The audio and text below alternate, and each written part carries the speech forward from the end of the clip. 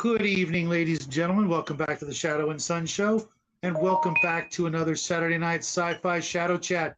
Tonight, we are doing part two of at least a two-part series on heroes and villains in the sci-fi genre, mostly pertaining, to role-playing games. Now, last week's episode was taken down by YouTube for some sort of reason. We really haven't been able to go back and check it out to see what was said that they didn't like.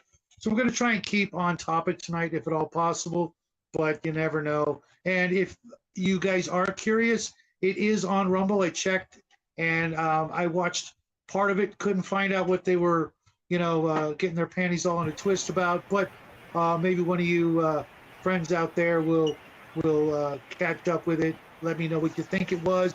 I see Jordan is in here. How you doing, Jordan? It's been actually a while. If you want, I will pop the link in there. You can come on in and join us. The link is also there for our friend Bo and Omen and some of the regulars if they are not too busy tonight. I know everything's a little bit behind schedule for a lot of us. What's up, Sport? How you doing?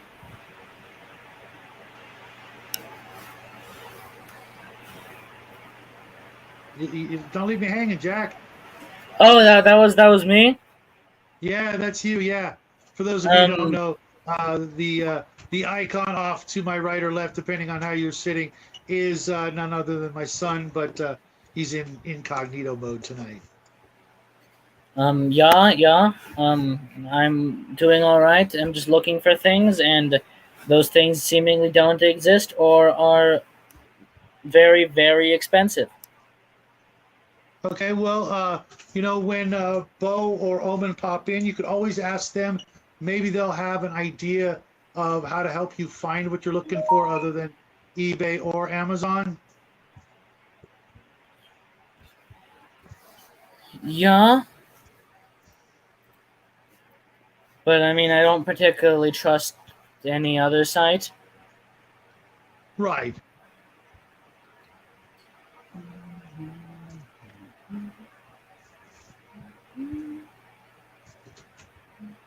And Jordan says he might pop in a little bit. He's got to get the kiddos to sleep. I know what that's like. It's been a while since I had to tuck the little guy in, but every once in a while I still do. There's a 20-sided die on the floor. Wonder how that got there. Jack, Mr. I can't get a die to roll on the table. Oh, there was a 20-sided die on the floor, and I know how that got there, Mr. I can't get a die to actually roll and land on a table to save my life. True. I'm gonna have to get you a nice big dice tray about 4 feet by 4 feet, a good foot tall, right? Yeah. So tonight we're going to talk about villains and why I've noticed, at least, that they seem to be so much cooler than the quote-unquote heroes of most sci-fi movies, TV shows, books, video games, the whole gamut of potentiality that villains just seem to, not always, but I mean like the lead, the big bad, the main villain of a story just seems to be so much cooler. Classic examples of, Darth Vader, Khan from The Wrath of Khan. I wouldn't quite put Ming the Merciless up there, but he was pretty damn cool. Hey, what's happening, James? Links in the chat if you want to join us and talk about why villains are or aren't so much cooler than the heroes. Personally, I try to not feel that way anymore. When I was younger, going through my edgelord phase and things like that, it seems like so much more effort is put into the villains in the writing of them than the heroes. What do you think, Sport? I don't know. Part of me just wants to say something that might get this video taken down. Oh, hey, James L. Hello. Well, we'll try to put it, as politically correct as you can. Well, no, I'd rather die than do that. Raven says because chicks dig the bad boys. Um, I was gonna eventually get there, but you kind of beat me to the punch. And then James L. Sorry, buddy, says villains have more fun. Uh, yeah, it does seem that way, doesn't it? But is it worth it in the end? Do they ever, other than, one of my all-time favorite villains, that being Vite from The Watchmen, there are very few instances where the bad guy gets to be the bad guy and gets away with being the bad guy. Although maybe if you look at the comic book world, Lex Luthor, the Joker, uh, Magneto, and a few others, Doctor Doom, of course, they get to keep on being the bad guys, and they never really get, to see justice served upon their scrawny hides. So what do you think it is, Bud? Or why? Well, I think I don't know exactly how to word this, but I think it comes down to a couple of things. I guess maybe the more superficial part of it is just a lot of the times the bad guys just look cooler.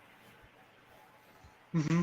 Like if you look at like Star Wars or whatever, the bad guys are always wearing these like either like cool suits of armor, and the colors are often more striking, whilst the good guys are just guys wearing regular military outfits, or at worst, extremely gay looking military outfits.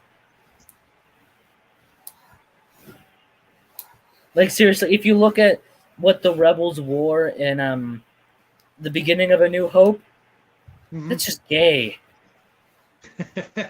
They were rather sort of off the shelf, sort of hand me down looking, let's cobble together a uniform, whereas the stormtroopers, had that cool armor with the imposing helmet, and you couldn't tell one from the other, which is kind of mysterious. Now Jordan says, I don't think Vader had a whole lot of fun. Raven says Loki does, and James L comes in with, sure he did. They didn't call him Three Speeds Vader for nothing. And Raven says again, yes, bad dudes are dressed much cooler. Yeah, the clothing make the man sort of thing, I suppose. But they have so many downsides. You know, they just, they're fighting against an entire system. You know, whatever that might be, depending on the story. But they just, you would think that they have the odds against them and they wouldn't really last very long, but yet, of course they do. Otherwise, you don't have much of a story. It's like, okay, first time offense, off to the hooskow with you and never to be seen again.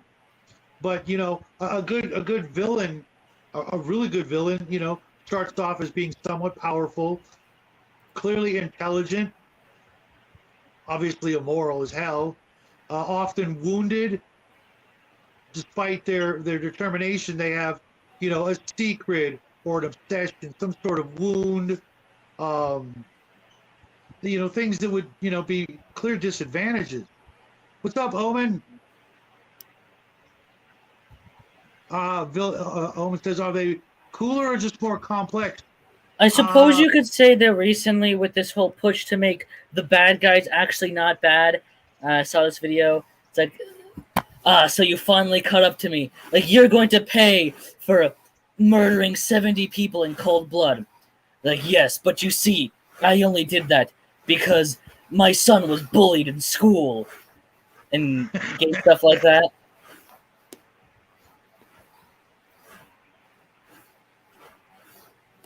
Omen responds to that with morally gray. Raven says, I find this push to weak. make literally everything morally gray to be, Yeah, frankly, I'm about quite to hear gay. with that. Pick a frickin' side already, That's why I love the new Puss in Boots movie. I know, haha, funny, because they're not afraid to have a bad guy that it's just actually bad. Like, yeah, they have a couple of bad guys that like are fit into that morally gray category, but it was just refreshing to, one, watch a movie that was actually good, but two, to watch a movie where the bad guy is just evil for no reason. I quite like that. You mean like the Joker, psychopathic, sociopathic, malicious, cruel, greedy, that sort of thing? Yeah. Raven says here, bad dudes show no weakness and are full of confidence, and confidence is sexy. Absolutely, but like Owen was saying, they're usually more complex, and I think that part of that has to do with the fact that we kind of have these rather concrete expectations of a hero, which we talked about last week. They have to have these qualities that are, without them they're just a normal dude. The bravery and things like that, the self-sacrifice and the dedication, etc. But even the bad guys can be dedicated and can be, well, maybe not self-sacrificing, but I'm sure they'll find, a sacrifice amongst their minions and toss them into the soup, so to speak.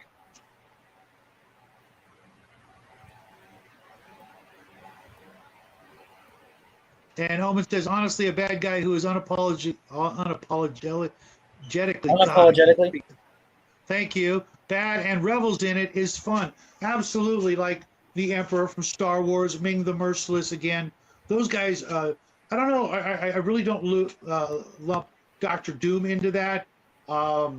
The character, I forget his name, Zord, I think it was from Fifth Element. He was, I don't know if he was unapologetic, but he knew he was a bad guy. And I think there was one scene where he was kind of, he knew he was a bad guy and kind of had a little tinge of guilt about it. But there are, like you were saying, the current,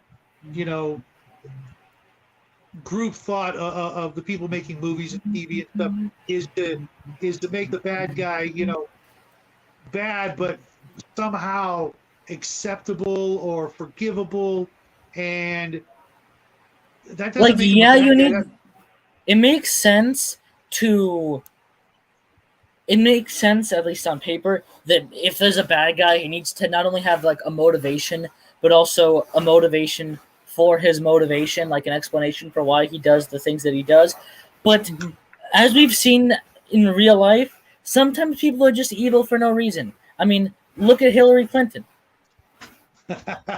I'm sure she has a reason, but we're not going to get into that because I don't want to get killed and I don't want to see anybody I care about get added to the list. Which is funny because I was talking to a complete stranger about that at the post office today, but we'll talk about that off screen. Hey, Grandma, how you doing? Nice talking to you earlier today. Especially when you consider some of the qualities that are usually lumped in. Good one, Jackie. So some of the qualities that make up a villain, obviously right up, being evil, being sneaky and cowardly and egotistical, hypocritical, crazy, callous, homicidal. Speaking of homicidal, here's Omen. Oh, thanks. I'm just Accurate description. Psychopathic, tortured, malicious, cruel, greedy. Those are qualities I don't want to have in my friends. So why do we, look up to, or at least, accept these bad guys when they have these kind of qualities, and yet somehow they still walk out smelling like a rose, unless the villain, at the end of the movie, let's say, ends up behind bars, shaking his fist, I'll get you so and so, that kind of thing, which more often than not doesn't happen anymore. The bad guy, he gets away. He goes on to do more evil crap, in the next movie, the next episodes down the road, that sort of thing. I'm going to bring something up that's important, which is your villain has to be your heroes are defined by your villain. Right. That to be true. Right. I mean, to be fair on this, is ideally what you do is it's a mirror of what could have happened to your hero if things went wrong. And it shows like you make a choice between good and evil. Now, the trope, or the thing of, oh, well, he's a tortured soul, that only works so long because it gets tiring. We're all tortured souls. Shut up, right? Well, Everybody's got that moment. my point is that at a certain point they want to make you sympathetic towards the villain and go, no, they're just some plain evil people out there. And let's be honest, that's what kind of made the Joker so scary and fun in Christopher Nolan's Batman. You didn't know what his motivation was. His motivation was chaos. It had nothing to do with money or power. It was just... Right. And do you really care what his backstory was? And he even lied about his backstory multiple times. No one even knows what it is. He kept changing it. I tend to go with the backstory from Killing Joke. That one was, for me, it had it all. It had the tragic backstory, the absolute reason why he would just snap and lose it all, in the course of an instant. His whole life was just destroyed, and at no point of going on and no rhyme or reason to why what happened to him happened. Are you guys familiar with what happened there? Or I haven't watched it, but I'm going to bring something up a little bit different. Like, no, what makes the villain interesting is not knowing his backstory. Because then I tend to agree with that. I really do. And that's what I was saying with Christopher Nolan's Joker. He kept making up a different backstory to everyone he met. Right. Which he probably would do if this backstory that I'm familiar with was the backstory. He'd never talk about that. That would be, ultimately his weakness. If you ever found out about it, it would not necessarily snap him back into reality, but snap him into, more or less a catatonic stupor. He would just, shut down. Because it was pretty tragic. But that's the whole point is, when we're looking at it is, you want to find out the backstory. And to be fair on this, I don't know if you guys ever watched it, which was actually kind of fun to watch. As the first few seasons what was it? Oh, I can't remember. It was the one where they used all the Disney characters. They did backstories for each one of them. It's like, oh, okay, you can do the tortured soul somewhat, but what makes it interesting, the problem is once you run out of characters and their backstories, people stop watching. And that's the reason I say that you want to keep it mysterious, or you want to keep it interesting. Right. And I think that it's that air of mystery that helps. I'll be honest. Everyone thought Boba Fett was kind of cool until you saw the prequel showing him as a little kid, and you're like, really? This is it? God, what a sad sack. I get your point, but Boba Fett will always be my absolute favorite character in the entire Star Wars franchise for personal reasons as a kid growing up. It was funny, DM James was talking about him yesterday, and he and I, even though we're a couple of years apart, kind of had that same sort of experience. Boba Fett for so long had literally, there was no resources, there was no information. He was a bounty hunter, he was a bad guy, and boom, that was like, you had very little more than that. And you're right, that whole, air of mystery can often make a villain terrifying. You have no idea. Jackie and I, we absolutely loved Zoom from season 2 of The Flash, right? Yeah, he was very epic. He was one of the greatest villains of all time. And one of the best things about it was we spent that year trying to figure out who he was, and slowly they led on to who he was type of thing. But during that time, we were like, pulling our hair out trying to figure out who this guy was. And then when you found out, that just made it like somehow worse, which was cool. The one time when they do the reveal, he was just literally scarier, right, Jack? Yeah. I would have really hated it. They did kind of give him a reason for being very gay, and it made sense. But in no way did they try to be like, well, you see, in actuality, he was doing it to get money to raise funds for his grandma in the hospital, or to pay his mother's friggin' health insurance or something. He pushed his friend down the stairs so that he could get money from an alien, so that he can use that money to pay for his mother's health insurance because she had cancer that she got from that same alien. Like, no, he just saw something bad when he was a kid, went insane, and is now a big murderer. Well, and the other part is I want to mention something. If we're going to talk about great villains, because you mentioned Ming the Merciless, I'll use movies in this case. Max von Sydow played him to the hilt. It was like well, he used the boar worms on his daughter. He didn't care. It was just This is for you, Jackie. Yeah. What are you implying? I'm implying. Well, you need to start using words appropriately. Is what we're implying. But Which words exactly? You're not Shawner. It's going to be decades before you get to that level of Shawnerness. I don't think I exactly want to be Shawner. Like, Shawner's epic and all, but I don't want to be Shawner per se. But so I mean, we love you, Shawner, wherever you are. But the he is very epic. But the whole thing is it doesn't really matter. You can look. Oh well, this is everyone wants to psychoanalyze and just forget that sometimes people are just evil. Sometimes they want certain things, and then the question is why. You're like, oh, okay, but that's part of the thing. Is like, how do I want to put this? All too often, we're trying to understand the villain, and not realizing in certain cases is that we're trying to think of what we would do in the villain's place, rather than trying to be the villain and seeing it from, well, what are their motivations, and that's what motivates them. Ming the Merciless, I'm bored. What plaything do you have for me today? Oh look, we'll just destroy the Earth just because, not because right. Oh, the Earth is this. It's like, nope, I'm bored, and I saw something somewhere which is, people would rather create drama than be bored. And you're like, well, wait a minute. It's like, well, what do you do when you're that powerful? There are no limits. At that point, the real question is what constrains you? And this is where the superhero does so well, is that he has moral constraints. But what happens when those moral constraints are removed? That's when you get the villain. That's when it's like, I'm just going to do this because it's fun. I'm going to revel in it.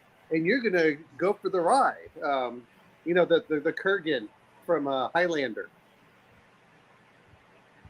Right. Do we really care what his backstory is? No, not really. Doesn't matter. He's just so much fun. He was just so much fun when he goes over and decides to, laugh. It's just like, I'm going to revel in the chaos I cause. And, when he's driving against traffic, laughing, as people are screaming and yelling, he's like, I'll be fine. And that's the same way the villain, that's the way a villain should be. Have it as fun. Not everything has to be angst. No, we have too much of that in our society. Right. That sort of,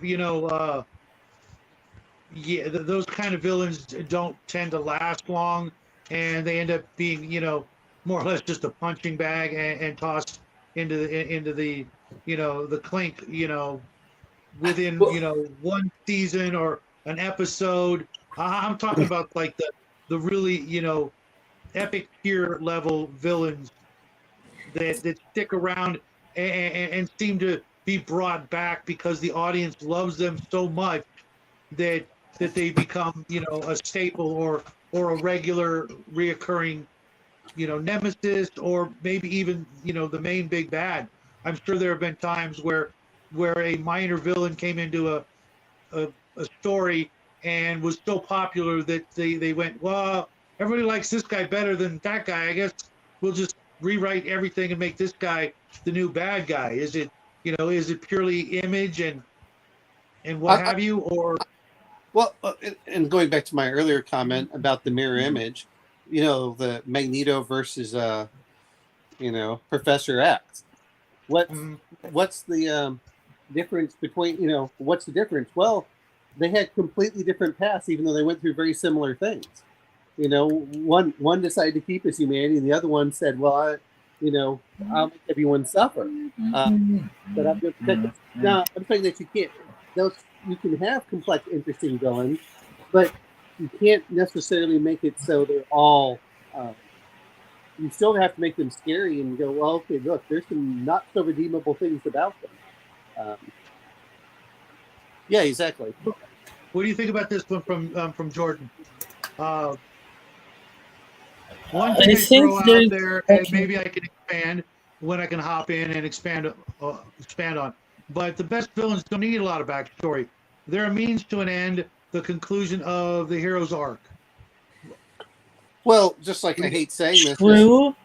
did you like Darth Vader before you found out his whole backstory, or before the prequels? I liked him before and after the prequels. The prequels didn't need to exist to make Darth Vader epic, but the prequels did need to exist to save humanity. They were the greatest things to ever be created, and without them, humanity would have been doomed without them. We're still probably doomed. We're still going to probably fall to certain things, but that I can't mention. But without the prequels, we wouldn't have a chance. The prequels were the greatest works of modern art. The most modern art is gay, so that's not really a hard thing to be. But they were amazing works of art, amazing works of literature. Objectively, some of the greatest movies ever. Not just greatest movies, greatest things to ever exist. Topped only. Like, here's a ranking of things that were ever. That with hundreds of subscribers suddenly crying out and then we're silent. Actually, I'm going to bring this up, which somewhere. There's a portrait of Jack. There's a portrait of Jack that's being corrupted every time he says this stuff, because even he can't believe it. No. Here's the thing. Living in a straw hut before the prequels. Exactly. Here's works of literature and works of just things on Earth. Number 1 is the Bible. Number 2 is the prequels. The prequels to what? Because obviously it's not the prequels to Star Wars. See, but Jack. Have you ever read Dorian Gray? Wait, what? I actually didn't hear that. Dorian Gray. I have not. Go ahead and read that and just realize that somewhere there's a picture that your father has, and it's just getting more and more warped every time you say this. Perhaps. But it's only warping into a more another photo. Far away in a galaxy, blah, blah, blah. Well, I'm just thinking if this was Pinocchio, your son would have pierced the whale and everyone would have drowned. Anyway, sorry. Genuinely though, like completely serious, I do actually like the prequels. No, you can like them, but I'm saying that the problem that I have with so much of it is that they didn't follow the classic storyteller. This is why you go too much for fan fiction sometimes, is you try and please everyone instead of saying, no, you could have created. Like, I'll be honest, if they made Darth Vader a weak Jedi, and he was angry that they kept holding him back, and that's what festered, that would have been a classic story of revenge. The way that they did it, it's just like, really? No one cared about your stupid mother, okay, that you suddenly seem to care about in another life. But yes. Yeah, I mean, it's part of it is the whole thing of you got. It's not that I don't mind the hero that falls. That's okay for the whole story arc, but you also want the whole redemption arc as well. But the villain, the point of the villain is if you kill off the villain, your hero has to find a new villain. Right. And True. So you want a villain that is highly intelligent, highly competent. Well, and the other part is if the other people around him, like, how do I want to put this? I know you don't necessarily like the movie, but I do like James Earl Jones and Conan. I don't need really his backstory. I got enough of it, but all you need to know is, okay, he's a snake man and he's evil. And what does he do? That James Earl Jones played that to the hilt. I love that. That Jordan says, Fire Lord. I can't read that. What's that? What is that from? Is the big thing, Jordan? I don't know. It's, Avatar: The Last Airbender, not Avatar: right. The funny blue people. We don't need to learn about him. His soldiers characterized him. The occupation of the Earth Kingdom, realizing burning the land ash will crush the spirits of the Earth Kingdom. That's all we need to know. There, yeah. Yeah, I mean that's not every. The other part is unless you have enough time to develop your villain's backstory, if we're talking about 30 or 40 issues, then no one cares. I'll be honest, Dr. Doom to me was much more interesting because he had a good motivation. and he had a ruthlessness to him. And you're like, oh, okay. but let's be honest. All of us remember the Monarch and the what was the best villains that you thought of from the Venture Brothers? They're all villains. Hey, except Brock Sampson. I've never heard of the Venture Brothers. This is quite. What is this? What is this? I suggest Venture you watch Brothers all. is the greatest animated epic story of all times. If you have not become obsessed with the Venture Brothers, please go out there right now. Check out the first episode. Get back to me, and if you don't absolutely fall out of your chair laughing your ass off, we got a problem. Well, the thing is for those of us who grew up in the 70s, it reminds us of all the Johnny Quest gone wrong. Yeah, it really is a masterpiece, a work of art. DM James, welcome to the show. Raven agrees with you, Jackie. I'm not sure what she's agreeing with, but I imagine the fact that the prequels of Star Wars are the greatest things ever created. Okay, we'll go. I imagine that's what's being agreed with. Jordan says there's an episode where Aang finds a baby picture of the Fire Lord, but it changes nothing about the fact that he needs to go down. Yeah. And DM James says Sanguinius is way cooler than any of the Traitor Primarch. That seems, from the little I know, that seems to be a trend with 40K. Honestly, the 40K stuff, none of the Space Marines really interest me. They're all boring.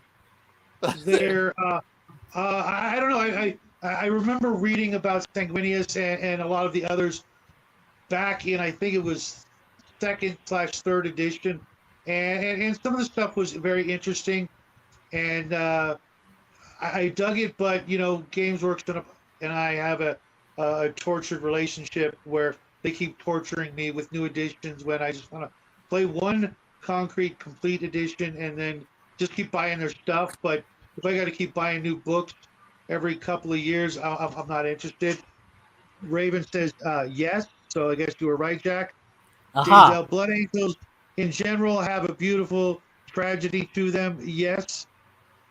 Roy Batty, Hal, Ming the Merciless from Six Nations, Aristocrat, Vampire Lords. Absolutely, vampires make great villains right off the bat. And Starman. Anytime you throw pointy fangs on somebody, it changes everything. Yes, it does make them a little bit more predictable, and it does give them a weakness, but it also makes them tragic and terrifying at the same time. Well, honestly, vampires don't much care for them. Well, let's be honest. For if the vampire isn't a big threat, then no one cares about them. That's the whole thing that gets into it, is they just become normal.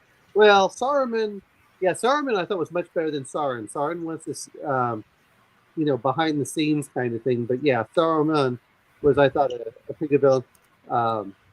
Gollum is, even though his backstory, it doesn't matter. It doesn't really redeem him at all in any of the books. No, he's just a monster. The compassion and what have you that saved him obviously turned out for the good in the end. But I wonder how early into writing those books did Tolkien actually realize that that's what was going to happen with Gollum. I would have to think that he had to come upon that realization pretty darn early, and then wrote his way to the end with that in mind. Otherwise, I would have snuffed that little booger out, in a heartbeat, and so would everybody else.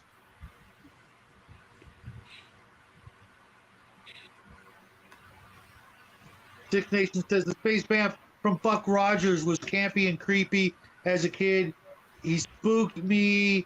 Not gonna lie. Yeah, same here. And hey, Brian's in here from Weird World War II. Buck Rogers was awesome. Absolutely. It's a shame that often the actors who play the heroes tend to be the villains for their, backstory as in behind the scenes of a TV show like that. From what I hear, Gil Gerard kind of kind of destroyed the show by being such a pinhead. Small brain. I'm gonna bring something else out, is if you're going to talk about that, which is, from my perspective, who is the greatest Star Trek villain? God! Yeah, well, exactly. And what I liked about it is that they gave him a backstory that went to the original series instead of some of these others. But it's like, okay, well, we left you on a good. Yeah, but Khan was still going to try taking over the world no matter what. Now we just had a starship. James L. trumped us all with Wesley Crusher. Oh God, no, we're not talking real life. No, he's Wesley Crusher, the character. Yeah, Wesley was kind of to be honest, that would have actually been hysterical if they turned Wesley into a really, really bad guy in one of the later movies. But thank God they just kicked him to the curb where he deserved to languish. Raven says Q was the greatest villain. Hey, remember what happened last time? I didn't like him as an actor. I didn't like his part. I didn't like his acting. It was just John Delancey. No. Really? Well, here's what it really comes down to.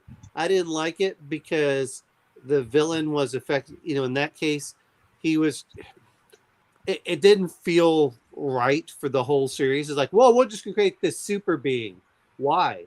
That doesn't mean anything. It doesn't add that much. It doesn't bring humanity. It doesn't make hard choices. To me, he was just like, oh, look, guys, we've got a demigod, and look what he can do! Yay! For me, it was actually the personality, the way he just the snarkiness that just oozed out of every pore of his portrayal of that character. You got to admit, he was charming and disgusting and sleazy and just obnoxious and despicable, and all of that rolled up into that character, and the fact that they had showed him really weak in that one episode where he lost all his powers. I kind of liked that, showing that he was more than just an all-powerful, spoiled, rotten little child. I mean, which is absolutely what he was, but that he went to these people because he had some sort of actual admiration or caring about the crew of the Enterprise, where he could have just ran to parts unknown to hide. Instead, he went there. I'm sorry. When it comes to the next generation, I was like, no. If you want to talk about someone, let's go look at Bester from Babylon 5. For one of the greatest villains of all time. And there was like almost no backstory whatsoever. Just the slimiest, evilest. Just, oh my God, Bester is so good at being so bad. And for those of you who don't know, that was Walter Koenig, who played Chekhov from Star Trek, came over to Babylon 5 for what was to be a bit part, and the audience absolutely loved him. They loved that character and that actor more than they loved anything he'd ever done before, from his comic book writings to his time on Star Trek. He soared into the top 10, if not the top 5 sci-fi villains of all time, and he was just only a little bit more than your average human with some psionic powers, and even those weren't all that great. Well, I mean, he was a very powerful psyker, but what I liked about the whole thing is he had so much fun playing that villain. With the other ones, you have to kind of constrain yourself. When you're the villain, you just go over the top. And I'm not saying John Kerry version, but you know what I mean. I just saw this from Six Nations. Got a book from the library that was an omnibus of the old Flash Gordon comics. Great series, cool characters. Dude, if I had been to that library and I found that book, the library would never see it again. I've been looking for what I think is that book to add to my collection. Those books are hundreds of dollars. I'd pay the fee because they probably, charge me what they originally paid for it, and now trying to find it. Dude, hang on to that book, or at least keep renting it until the library closes. Well, and they usually go cycle it through every so often. If people don't check it out, I know that at my library, they'll have a table with free books as they cycle them out. But right. but no, that's the whole thing is whether it's Max von Sydow playing Ming the Merciless, Walter Koenig. Was that Max von Sydow? Really? That's who that was? Whoa! Oh my God, you're right. And he's such a great actor in that, and you're just like, but he plays it just as so much fun. You can tell it's like, oh, you're gonna let me do anything I want with this character. I'll just go with it, and that means what makes it. I think that's what makes these characters so great is they're not constrained, by the writers, by the actors, or whoever else is doing it. Is, hey, you know That's what? a neat trick. Okay, there you go. Oh, what? So I just You went completely black, but you were still on. I'm like, it looked like you had left the show, but you just went into some place that was so dark and mysterious. I want to hit a couple of these chats because there's some really good ones here. James L. Wesley, I recognize this lever from my textbook. Let's pull it, Crusher. Brian says the board were pretty badass. DM James commenting from the last Hungar stream, Methley Crusher. Raven says exactly. Brian again, talk about fighting for your very life. If you don't win, you and everyone are gone. No middle ground, no sanctuary. Talking about the Borg. James L. Wheaton.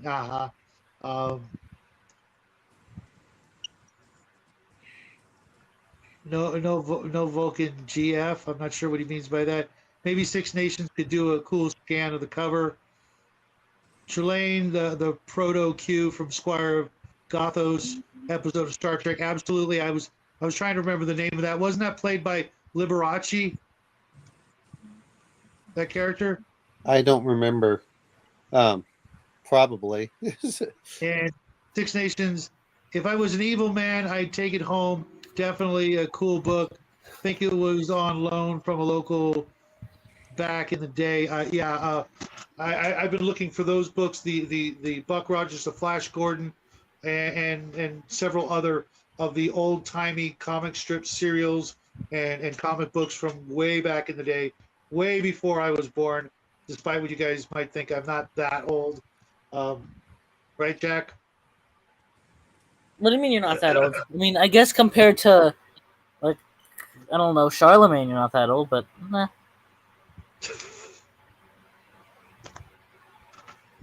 But I mean, no, I mean, I'm trying to think of but you say all the villains are cool. The problem really comes down to is the villains really don't have any room for growth, whereas our heroes always do. The villains are right. they're epitome. I'm trying to wrap my head around why this is the case, though, with modern culture. Well, we're not saying modern culture. Where did we go wrong? I don't think that's the problem. I think I think there are a few things. One is, but I don't want to get into that. But when I say for the villain's already at his epitome. He is what the characters fight against, and at a certain point they're going to have to. If I hate saying this, is no one wants to fight against a Dr. Fauci behind the scenes. Right. Yes, that it doesn't make it interesting if you're in a fantasy or heroic setting. Oh, let me go get this weak little scientist behind the scenes who controls the buddy. That's boring. What you want is whether you agree with it or not, is you want a Xi Jinping, you want a Putin who stands there against. Okay, Putin's epic. Well, so is Xi Jinping. But Fair enough. most people don't realize. But if you look at it, but people don't think of it that way. It's like, look, you want. That's why the United States, whenever they have to do something, has to build up the other leader as a villain beyond epic. Because if we don't, then people are like, why are we getting involved? And you can tell a lot of times, like, this isn't that great of a person, all right? Thank you. Well, the Syrian, Assad. No, I was talking to James. Oh, yeah. Compared to certain stalagmites, you're a spring chicken, a coiled clucker. You know what? I always what that hated. last part means. Oh well, I just look at these things, which is every time I used to go to the caves, they're like, it takes 10,000 years to form one, and you can tell someone had broken it off 50 years ago, and you always see half of it's already built up. I'm like, no, it doesn't. It just depends. God, James. I've never heard that expression before. Oh. I think he just makes this stuff up on the fly. I like Seriously. the orb aspect, which is, you know, is this like the the you know, the jewels of destiny or whatever? They're jewels, all right. Probably the family type. Well, but I'm yeah. talking about for Thanos and his, you know, stuff. Mhm. But yeah, fair Well, enough. Thanos was kind of a terrifying villain as well, from what I He was remember back he in the was day. so dumb though. In both versions, he was incredibly smart, yet incredibly stupid at the same time. Like in the comics, he's just a simp, and nobody likes that. But in the movies, he's like, I want to kill half the universe so there can be more resources because I have infinite power to do literally whatever I want. I can change the universe Right, in which is whatever really way, weird. and the only Why thing they he can went think with of is that route. kill half the people. Like when he Because was just in the going to comic book, planets, when he was just going to planets, killing half the population. Yeah, that's evil, but it's not like he can go to a planet and just magically make more resources show up. But now like, I guess that makes sense. It's still evil, well, but it can be because rationalized to an extent. they didn't want to go with the fact that he was not only worshiping but thought he actually had a romantic chance to hook up with death, the goddess of death, and that the two of them could go off and live happily ever after, and make little baby deaths or whatever. I don't understand. I didn't understand the comic book, but it was kind of interesting in his psychosis and his insanity to think, all those things, and then to have him go and be able to act upon them, as opposed to the way they portrayed it in the Marvel movies, which was just kind of trying to, sort of shoehorn in that global warming and climate change kind of thing. There's only finite resources and there's too many Well, people. to be fair, it's the There's only not way. Well, to be fair, it's the only way that killing half the population could possibly make sense as a goal for a villain. But right. like, he was incredibly smart in the movies. His plans were very thorough. Everything went perfectly for him, except maybe at the end. I haven't watched Endgame yet. I don't really feel like doing that. But agreed, maybe, possibly. No, everybody knows this is how you know Australia's fake, and it was just a tool used by the British to cover up the worst atrocity they ever committed when they sent a bunch of prisoners on a boat and then sunk it, because obviously that's the worst thing the British ever did. But if Australia existed, it would just fall off the face of the flat Earth. No, Australia. See, the problem is that your globe's upside down. Your globe's upside down. If you look at it, it's all the landmass is sinking to the bottom of the Earth, and Australia just hasn't gone as far. No, actually, Dungeon Master James, it's not that Australia is a myth; it's the United States is a myth, because every actor seems to be English, and they keep on doing an American accent. House being a perfect example. I've known some real actors. But yeah, I just find it difficult to believe that somebody who was able to come up with that amazing of a plan was also unable to think of the idea of, I've been killing half the population of planets I go to so that those planets can then recover and have more resources to spread amongst the new, now less populated populace or whatever, or population. Well, and now I have infinite power to do whatever I want. I'm just going to do what I've been doing forever and kill half the percentage of the population of the universe, instead of just duplicating the resources. Well, Right, Or making the resources infinite, or something. Well, since matter can neither be created nor destroyed for the most part, then it's not that hard to go back through. That's why I don't like hearing these things of we're running out of resources. Well, it depends what you're talking about. No, we're not. We're not running out of anything. Well, I mean, for this example, he did have the power to do that. I mean, dodo birds we've run out of, but I'm not sure how many cars we could power. It didn't taste very good to begin with, so don't worry about it, guys. Did he get kicked? Oh, he's back. I didn't even have to push the button to get him back in. That was neat.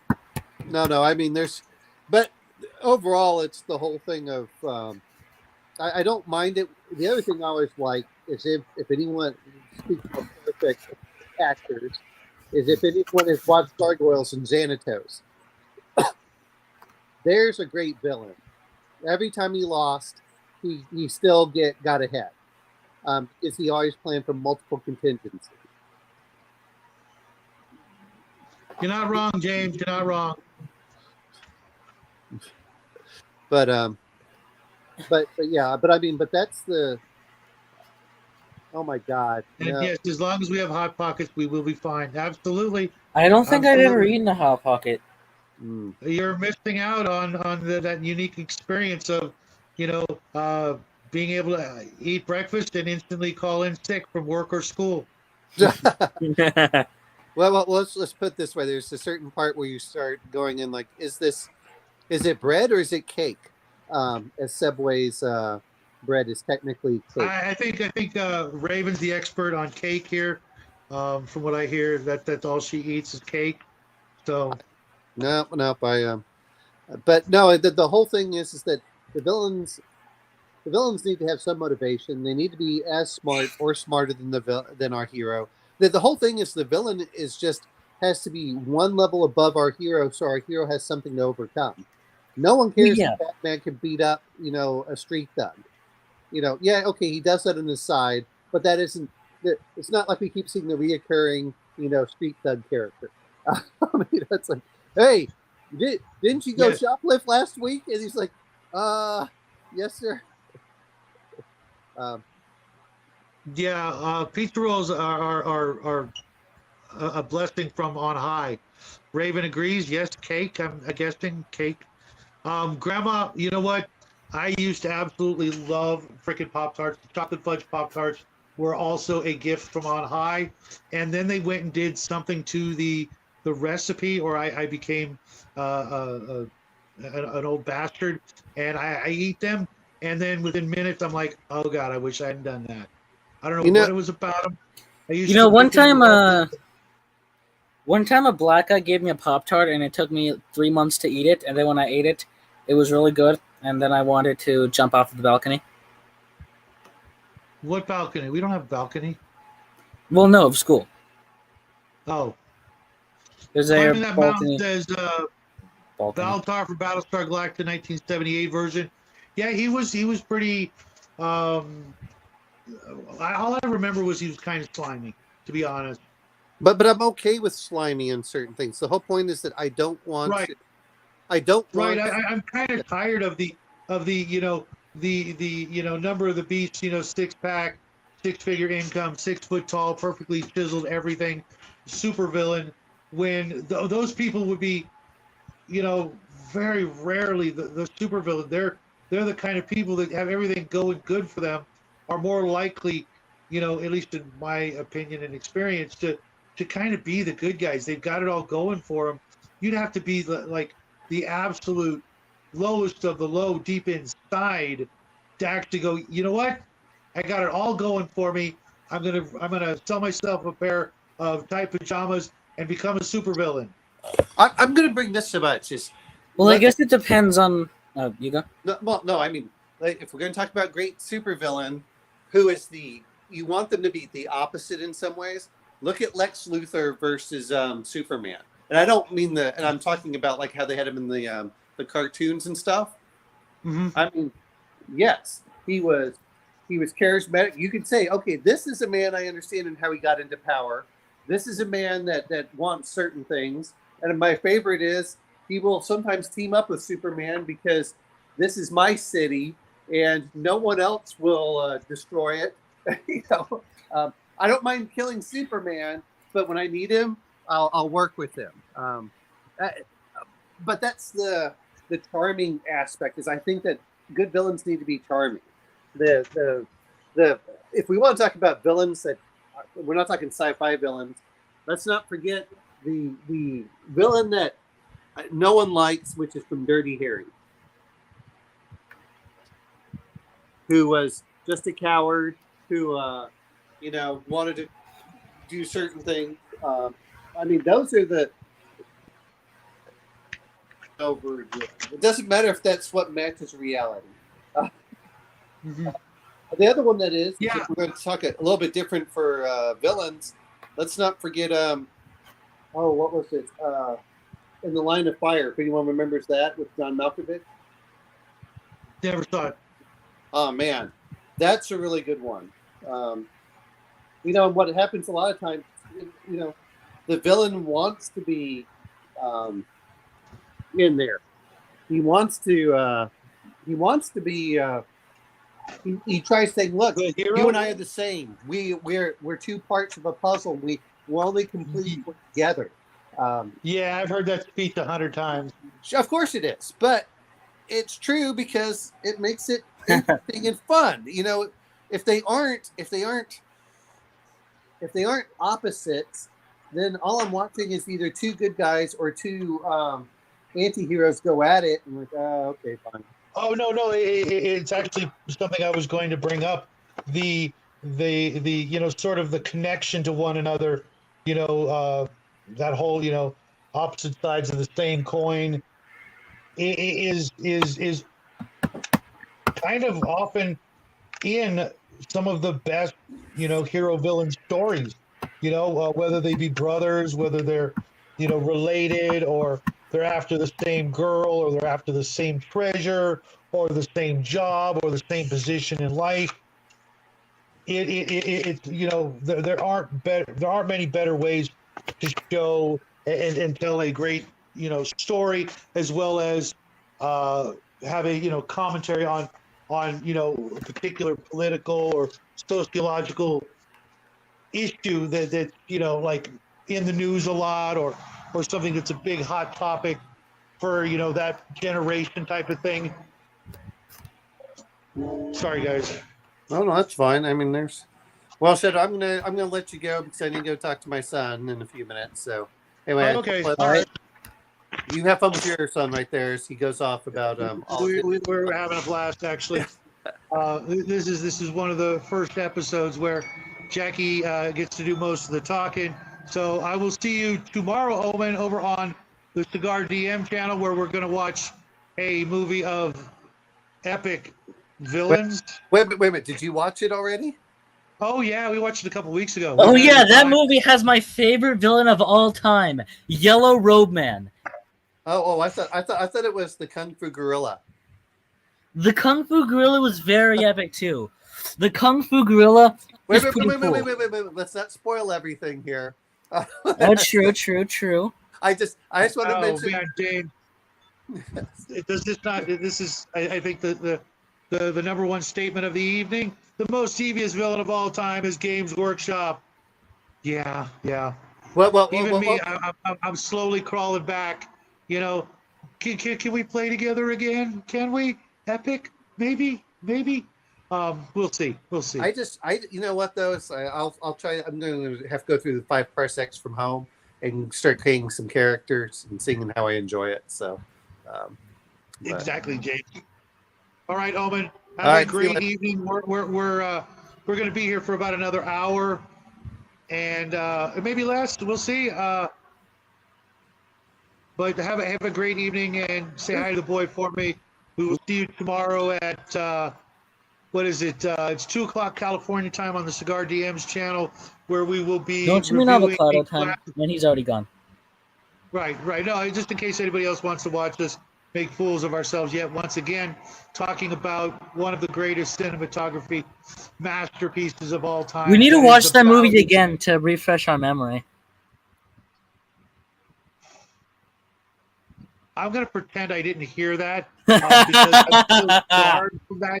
I you know, you've picked some winners in the past, and you've picked some of the most horrific, scarring. What do you mean? I've only ever picked one bad movie. We all knew it was bad going into it. I picked one movie that I thought was going to be bad, and it turned out to be a cinematic masterpiece. Oh God, which was that? Xenophobia. That was a masterpiece of a film. Go to your local Dollar Tree, dollar store, and look for Xenophobia. They're probably just giving them away at this point, but they're there in the DVD section. And get back to us.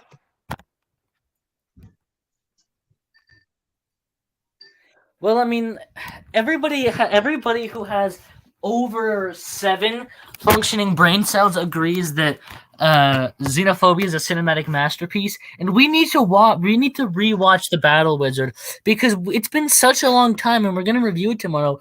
We just need to refresh our memory and all that stuff. I paid the $3 on Amazon to rent it, and my ass still hurts. Okay, Why would it hurt? Just because my whole body was just imploding. And what part of that movie was bad, other than the lobster guy? Nobody likes the lobster guy. He was weird. But if the lobster guy was removed, it would be the perfect. No, Xenophobia would still be better, and also it wouldn't be better than the prequels or Spider-Man 3. Now, Justin says the thing I hate most in writing is when you have a villain, but they're only a villain because the good guy says so, and not because they've done anything evil. I would like an example for that there, Justin. For some reason, I feel like there's a hidden message there. I might be wrong, and I might be reading too much into that. I didn't want to go there. Justin's a nice guy. We love having him over on the Quantum Show. Justin is epic. Breakfast with Hungar, but easy there, buddy. We may have to get you some shock therapy.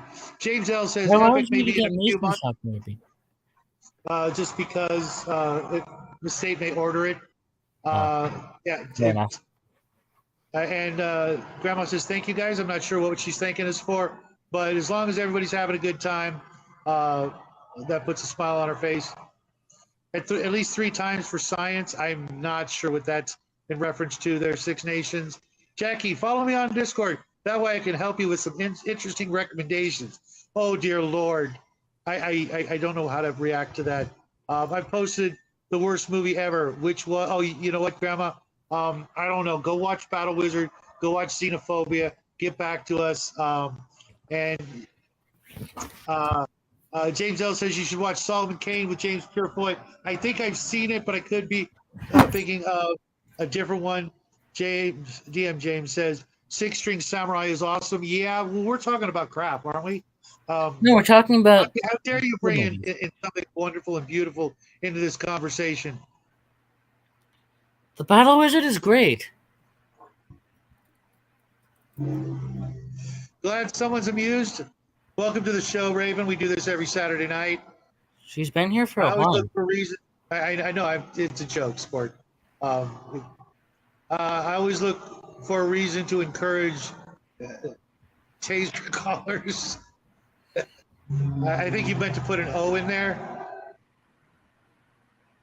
What? And in reference to the best. What do you mean you need to put an O in there, Shadwell? For collar, as in what you wear, as opposed to call on the phone type of thing. Whatever. Okay, Justin. Sorry. This has been a weird conversation. I was hoping to answer a question. And apparently the answer is because people are dumb. Wait, what question? The question at the topic of this show, why are sci-fi villains so much cooler than the heroes? Or at least perceived that way.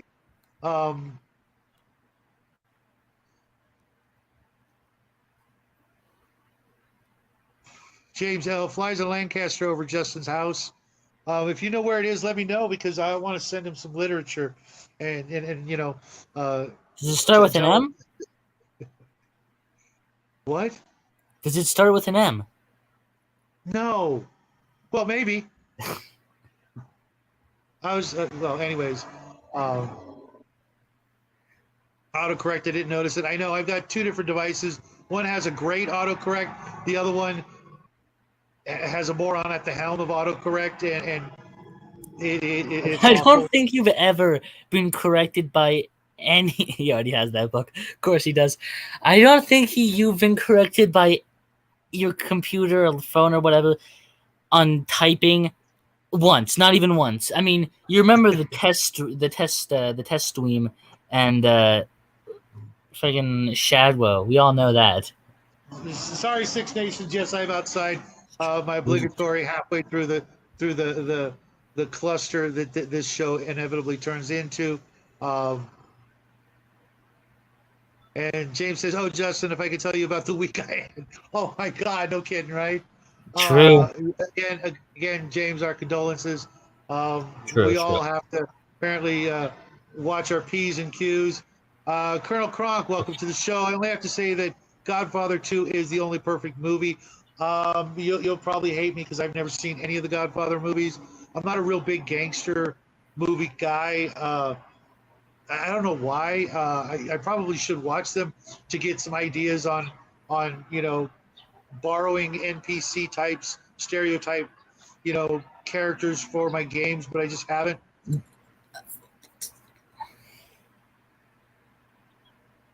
I'm still upset we didn't get to 8 last stream. 8 what, Justin? If you're talking about eyeballs on the screen, we've had about 12 to 15 tonight. I don't The think Fifth it's what Element he's is the best talking about. sci-fi movie ever made.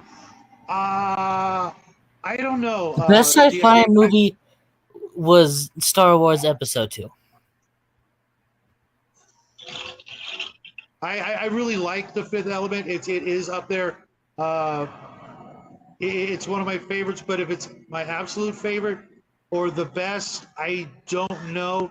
I've been watching some behind the scenes on that movie recently, just right over my head. Yes, of course, isn't just about everything.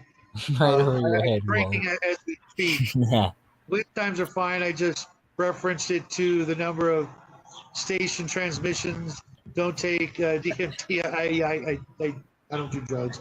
The aliens will wear you like a skin suit. Yeah, that doesn't sound fun at all, does it? No, not my idea of a good time.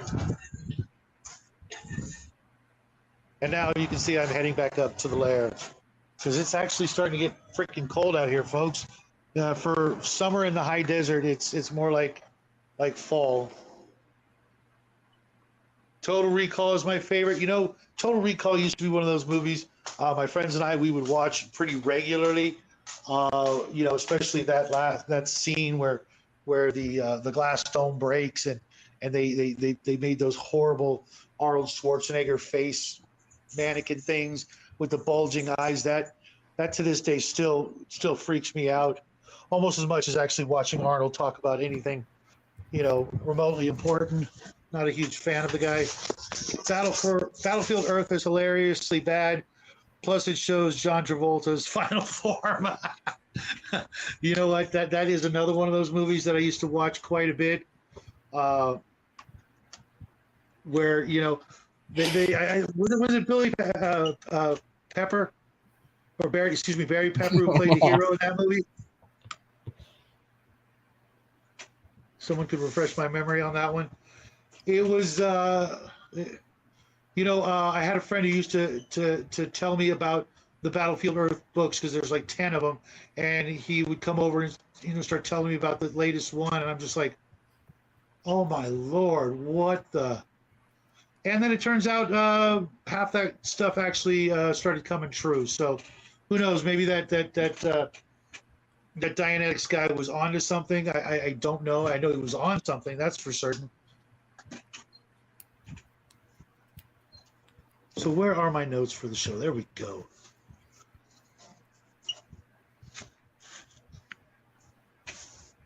So Jackie, who are some of your favorite sci-fi villains? Favorite sci-fi villains? Who do you Dr. draw inspiration? No, we're not wrapping up, Jordan. We're going to be here for another hour. I'll pop the link in if you or anybody else wants to join us in person.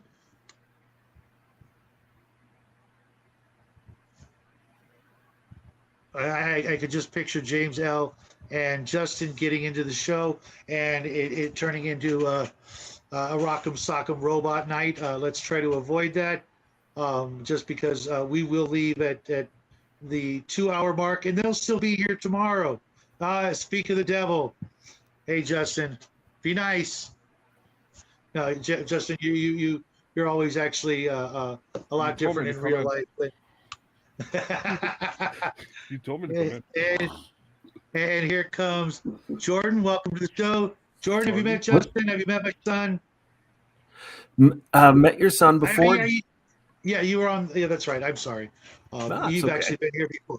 It's just been a while, man. You gotta Yeah. pop in a little more often. We always love hearing from you.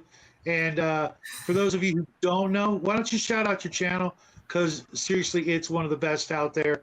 And I don't know how like all my other friends aren't talking about your channel, considering how many Pathfinder friends I have. Okay, so well, I'm Jordan. I'm the master of lore and storyteller extraordinaire for the Gamers Den. Mostly talking about Pathfinder stuff, but I do branch out to other games now and then, particularly D20 Modern.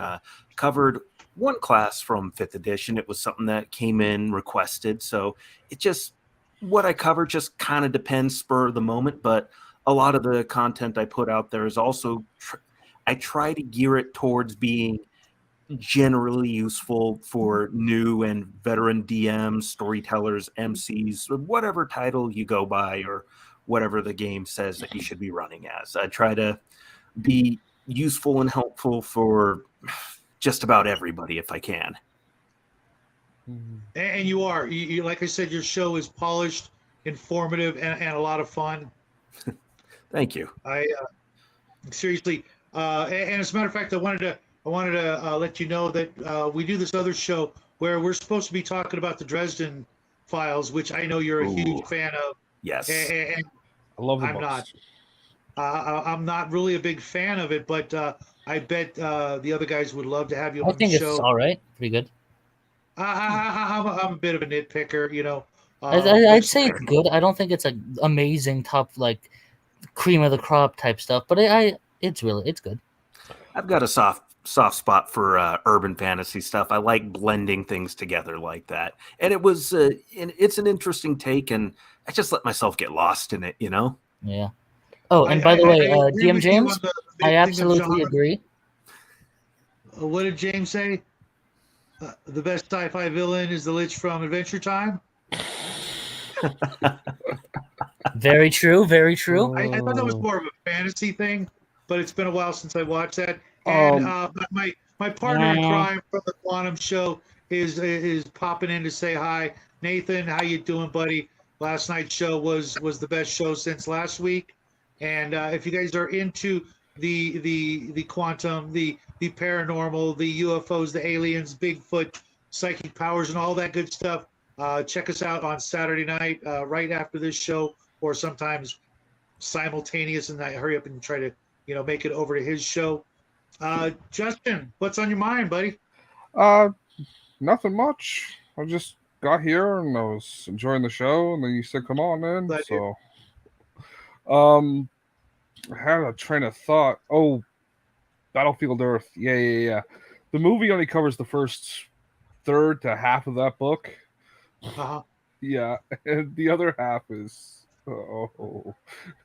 well worth the read if you can slog through it. Well worth it. And I assume this comment is talking about Adventure Time. Technically, Gonzo post-apocalyptic with magic. That's fair. Yeah, And that yes, there sounds will be about right. no quantum show tonight. He had to do it last night, so it'll be next week that we'll be doing that again. Okay. Adventure Time is the far future after a devastating war destroyed the Earth and tore holes in reality. Okay. Yeah. And Jordan, you put in a comment. Okay. I have. Oh God, I can't read. I need glasses. Dungeon Master James, I have the core book still, but need to reacquire the Urban Arcane book. I've actually been working away to provide some fixes to some of the more broken things. And this is like urban, modern sort of urban fantasy kind of thing. Yeah, Right, yeah. D20 Modern. It's not in print anymore. I think Wizards of the Coast has put out some stuff for like doing more modern urban fantasy kind of D&D stuff, but nothing with like as extensive of support as putting out rule books and everything like they tried to do in the early 2000s. Oh, okay. So you guys were talking Dresden Files. Is it the books you don't like, Shadow, or the game? I've never played the game. There's little things about the story that I don't like. You know, the fact that He just doesn't like technology. the fact that they used the phrase assault rifle. Oh Yeah, yeah, that was kind of annoying for me, being a yeah. gun aficionado. But I think the author the apologized for that. but you know, I got to give him credit. He's a huge Roger Zelazny fan, and Roger was a good friend of mine back in the day before he passed. And so Yeah. I'll give him credit.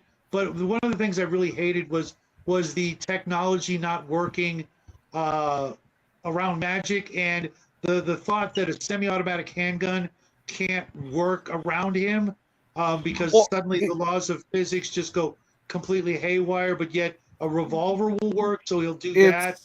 It's not quite that. If you pay close attention to the story as it develops around the third or fourth book, you quickly learn that it's a mental block he has. He's doing it subconsciously because That even worked other wizards. for Well, me. he's supposed to be like emotionally scarred because other wizards develop workarounds for it, right? Like it's a thing that two forces clash, but if you work on it, you can make the technology work anyway. But That's he's good to just know. too much of a slacker to. I kind of get that he's kind of an anachronism, and kind of, you know, I Yeah, think that he would have picked the Volkswagen Beetle even if he didn't have those issues. You know what I mean? The yeah, Volkswagen Bug as his favorite, you know, automobile of choice, just because he's yeah, such a weirdo. Uh, yeah, but we're actually getting ready to read Summer Night, which will be the next one we review on yeah. the Cigar DM show. But I'm not sure when that'll be because Jackie is going to Mexico in about a week and a half and he'll be gone for 2 weeks. So he won't be here to give me a hard time and make you guys all laugh. But hopefully we'll do at least one show while he's in Mexico. What do you think, Sport? You think we can find a way to make that work? Nope. Nope. Okay. He's taking a vacation. He's actually been working really hard on a side project, working for an actual RPG game company, and we really can't Nice. talk more about it than that. But he's been working his butt off. His third week of vacation, what does he do? He gets up and jumps on the computer, and it's not to play video games, but it's to actually do work. The kid's only 14, going on 40, and you know, got a great work ethic when it comes to this particular project. And hopefully we'll be able to share that with you guys coming up soon. Cool, let's party while Dad's away. Wait a minute, I'm not going anywhere, James. I like never. No, I like you're never not dad. Oh, oh, right. Like he's the dad. Yeah, I want a better allowance. Seriously. You don't have an allowance. Oh, yes, I do. I allow you. I allow you. Never mind. Not gonna go there. So I was Listen, asking Jackie. Chadwell. Hey, We established this. It's just You're right. Woe now. It's just Will. I forgot. Sorry. It's just Will now. you will show the proper respect. All right, Will. So I asked the little guy, and he totally, you know, passed the buck on some of his favorite sci-fi villains. I'm going to start with you, Jordan. Okay, no, give us just because you interrupted me doesn't mean I. Okay, no. yes. Okay, well, what did I say then? What was my answer? I don't remember. That was like Exactly, minutes because I ago. wasn't Could able have to been. give an answer. Okay, I'll let you go first, then we'll go with Jordan and Justin. Give you guys some moments to think of a couple of your favorite not super villains, but sci-fi villains, which could be super villains, and why they are, and see if we touch bases on any of the same like spots. Okay, Sport, fire away. Hillary Clinton. I Again concur. Oh my God, I'm going to have to put both of you in timeout. Oh, what was the book series? The parallel history one. The Axis or something. Like Seventh Fleet got sent back in time to World War II, and there was an aircraft character. I don't have that one. I was thinking of a different one, but I know. I think what you're talking about. There was an aircraft carrier named the Clinton, the H. Clinton. Oh, she is the villain. True. True. So Jackie, come on, give us a couple of examples. Favorite Like, sci-fi villain. I already gave one example. I guess Dr. Fauci would be another. You're killing me, boy. You're killing me. Justin, moving on. Whoa! First, James L. Okay, do you know that would triple the tax revenue of my country? Okay.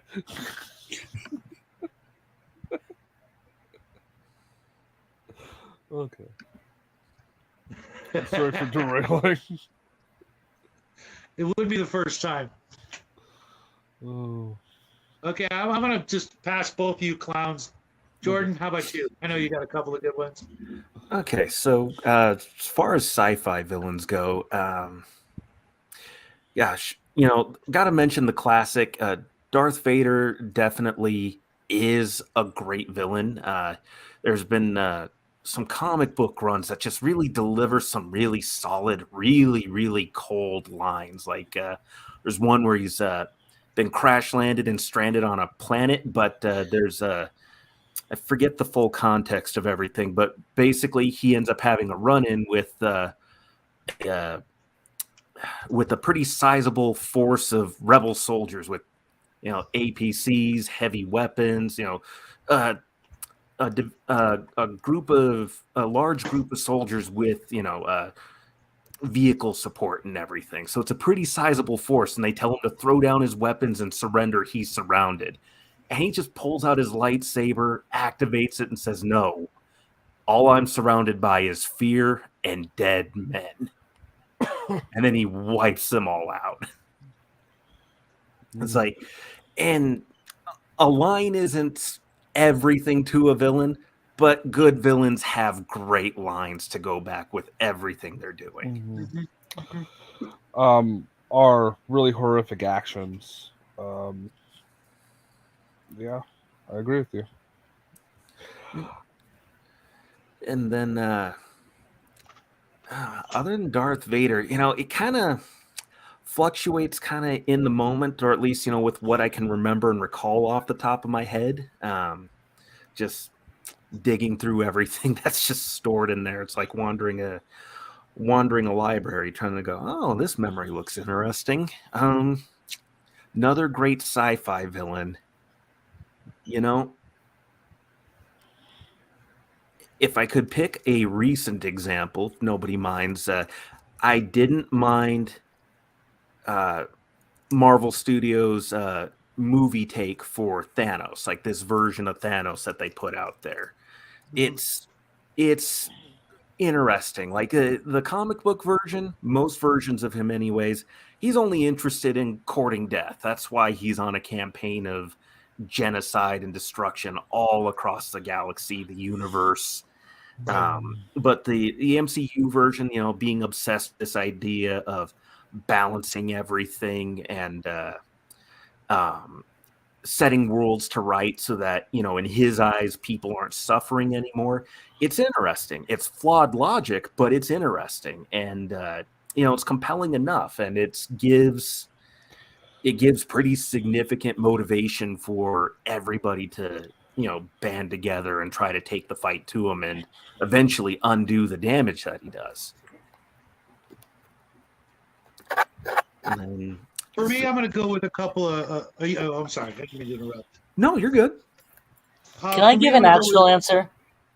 Could you please? That would be wonderful. Okay, the first one, I was tempted to say Darth Vader, but I didn't really want to because I had a feeling like somebody would have said that. So I just went with, I think, a better answer of Dr. Fauci and Hillary Clinton. But instead, an actual answer, I'd say I really like how General Grievous was portrayed in the 2D animated one. Not much in the 3D animated one. He got defeated by Gungans, and I find that to be a disservice to how epic he was in the 2D show. And he was alright in the movie, but General Grievous was really, really good when people actually knew how to write him. And my second answer, I don't know if this counts as a villain, but I'll say it anyways. and that would be the one state from Wii.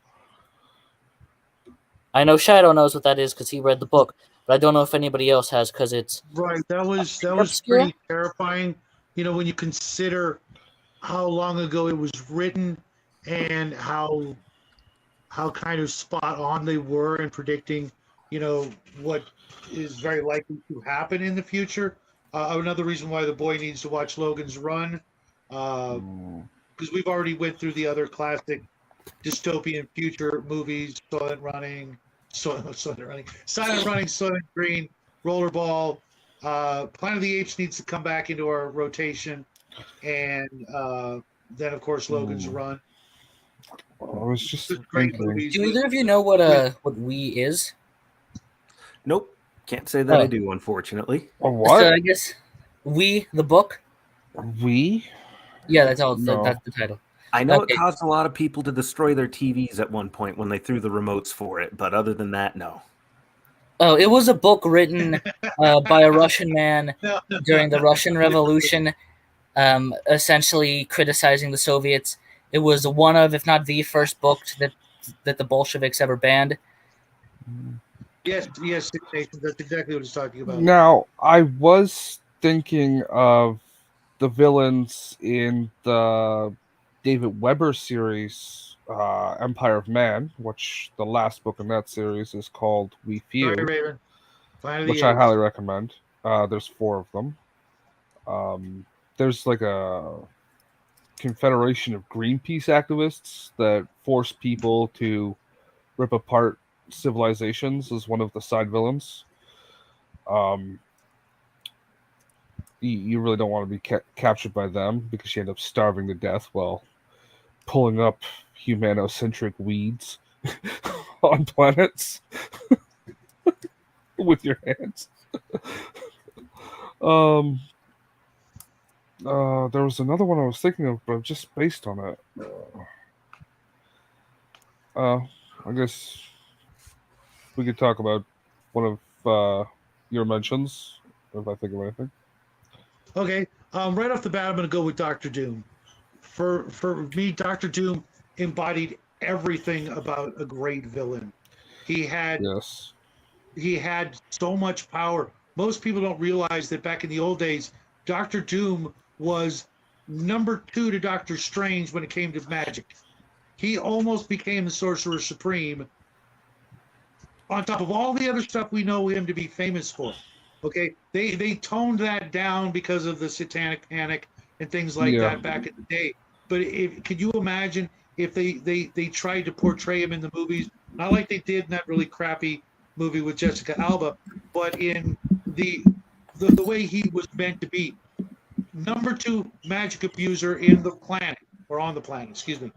Then walking around in pretty much or pretty close to a Tony Stark suit of Iron Man armor, still able to cast his magic, owning an entire country of people who, you know, didn't even think about, you know, rebelling or, you know, defying an order. The intellect, the power, the wealth, even, you know, when you take all the suit off, you know, he had this tiny little scar that messed him up because he was like a handsome genius, you know, just everything going for him. And he let this tiny little scar, you know, mess him up, some tiny little thing. And he still, you know, put the dang mask on. He still couldn't, you know, the ego and that particular Achilles heel that he had, on top of all that power, being able to take out the Avengers, the Fantastic Four, the X-Men, usually on his own. One guy used to do all that back in the day. You know, obviously they'd find a way, you know, and figure it out and beat him, but then he would just, you know, jet off back home, and they would just be like, oh, well, he's in Latvia or Latveria. He's got diplomatic immunity. Can't touch him, you know. I'm like, and for me, the Doom 2099 comic book where he got shot forward in time, sort of. I don't know. I never finished the series. I got to about issue 25. Was awesome because they tried to portray him as you know, kind of like the anti-hero, almost hero kind of thing. where all it would take is like one little flip of a mental switch, and suddenly he literally could have been ruling the earth and convincing everybody of his good intentions, and bringing about the golden age or what have you. Yeah. Um, Just an uh, absolute powerhouse on every single level. I was thinking of Baron Vladimir Harkonnen. Yeah, I liked him That's as a a great villain. villain. If you're the type of person who wants to hate the villain, not Yeah, love to hate him, but just absolutely hate the villain. yeah. The Well, original version of that movie, he was absolutely just despicable. well, he was And in the book too, right? Like, right, I think that's the best interpretation of Harkonnen was the first movie. The best right. interpretation of the book was the miniseries. The because it was just cheaply done. Otherwise, it was the closest to the actual story. Was that the sci-fi version? The Yeah, sci-fi channel? if Yeah, it I had saw like bits of three it. times the budget, it would have been better. Right. I watched a bunch of it, but not all of it. And it was my own prejudice that was getting in the way. I love the 80s version, Yeah, so it was hard for me. I would be more than willing to give you it should another read the go, because I book. did like. Oh, I did read the books. I read Yeah, up to the fourth book, I think, God Emperor. I know I read Children of Dune, and I want to say the third or fourth book, but I started getting confused with the clones and things like that. yeah. Now, my other all-time favorite villain is Veidt from The Watchmen. Oh, The yeah, first the first time around, I did not see it coming. I'm going to be honest. I was Well, like, that was the point. I know that was so well done. So many, and they gave the clues. Watching it, I mean, at first I read it and I'm like, totally didn't, get it. I think that's always the best villain in a contained story. Is one that you don't see coming. Right. It was As it long was as it so makes well sense.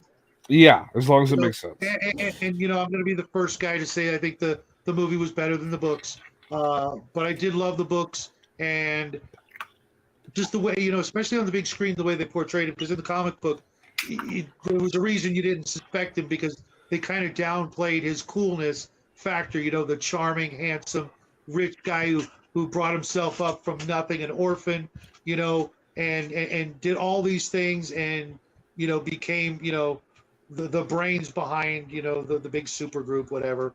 And then all that, all to do what he was trying to do, which was, most of you guys here probably don't remember what it was like in the 80s, living under the scare of nuclear Armageddon.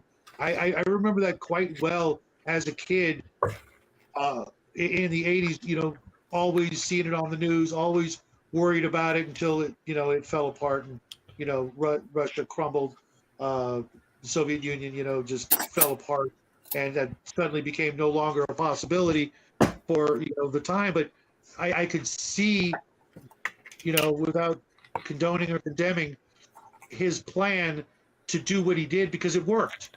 At that time, doing something that horrific, having a scapegoat, and being able to blame it on someone who you knew would just be fine. I'll take the blame. I'm out of here. I'm going to go to Mars. You little puny earthlings, do what you want. Blame it on me. A couple hundred years from now, I'll still be around. Who knows what you'll be doing? And lo and behold, it brought world peace across the planet, where we were, on the brink. We were, all it would take is just one hot head, and it would have been, nuclear wasteland everywhere. And Yeah, to think of a plan that, it made sense, and it would have scared everybody, and it would work, and it did work, and it prevented what would have been, more or less extinction of the species, but at a cost. The cost of hundreds of millions of people, versus at that time, which would have been hundreds 5 or of 6 millions. billion. Yeah, billions. Yeah, it's a kind of a no-brainer. It'd been nicer to come up with a better plan, but it was just so like, you gotta be kidding me. It was just it was so powerful. And like Raven said here, about the music, the bad guys always get the cool music, the Vader themes. My son and I, we hum that throughout the house all the time. And the movie The Watchmen had one of the greatest soundtracks of all time. So those would be my two top picks that influence me when I'm creating a villain. There's one other one, and that would be Gene Hackman playing Lex Luthor back in the day. I was able to channel him as my spirit guide for creating villains. Mind you, in Dungeons and Dragons. This was always, I don't know why, but it would always be in Dungeons and Dragons. I would make my bad guys. I was trying to not necessarily sound like him, but come up with things I think he would say, etc. for running my NPC villains, because that's ultimately what this is about, is trying to get people to be able to make really good villains when from this point on, when they're going to write their role-playing game, their synopsis or their story arc or whatever they're trying to go with, whether it's a sandbox or railroad. Don't want to get into that, but you always have to have these good villains to make the heroes. There's got to be something for them to fight. There's got to be a big boss fight, right? At the end, everybody's expecting it.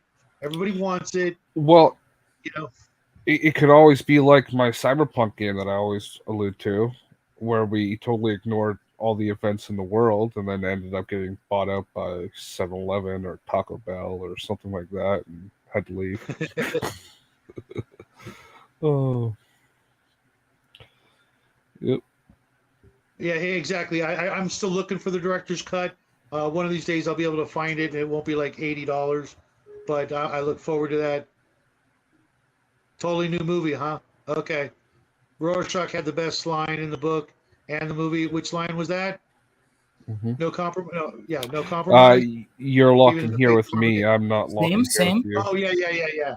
I've heard that a million times, and so many people actually don't know where it comes from. But yeah, that was such a powerful line, and such a really grisly scene.